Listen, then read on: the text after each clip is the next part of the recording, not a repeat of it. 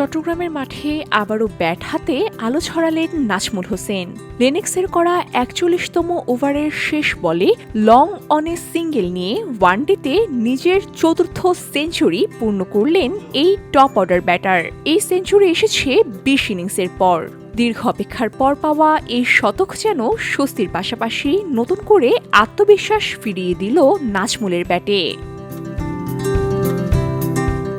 আজকের ম্যাচের আগে ওয়ানডেতে তার সর্বশেষ সেঞ্চুরি ছিল এই চট্টগ্রামে ২০২৪ সালের মার্চে শ্রীলঙ্কার বিপক্ষে। সেই একই ভেন্যুতে আবারও ৩ অঙ্ক ছুঁয়ে যেন এক ধরনের পুনরাবৃত্তির গল্প লিখলেন তিনি। ১১৪ বলে গড়া এই ইনিংসে নাজমুল খেলেছেন ২টি ছক্কা ও ৯টি চার। সময় নিয়েছেন, আবার প্রয়োজন অনুযায়ী আক্রমণও করেছেন। পুরো ইনিংস জুড়ে তার পরিণত ব্যাটিংয়ের ছাপ ছিল স্পষ্ট।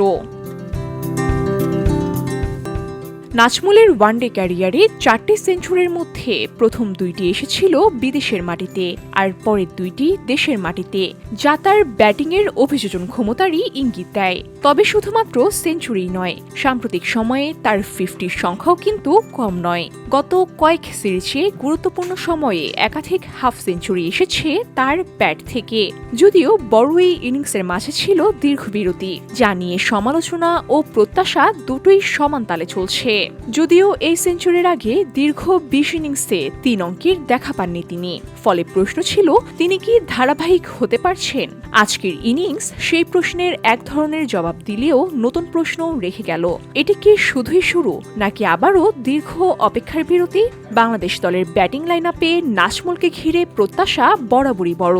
টেকনিক, টাইমিং আর টেম্পারামেন্ট সব মিলিয়ে তাকে ভবিষ্যৎ নেতৃত্ব গুণসম্পন্ন ব্যাটার হিসেবেই দেখা হচ্ছে। এখন দেখার বিষয়, এই সেঞ্চুরি কি শুধুই একটি ইনিংসের গল্প হয়ে থাকবে, নাকি শুরু হবে ধারাবাহিকতার নতুন অধ্যায়?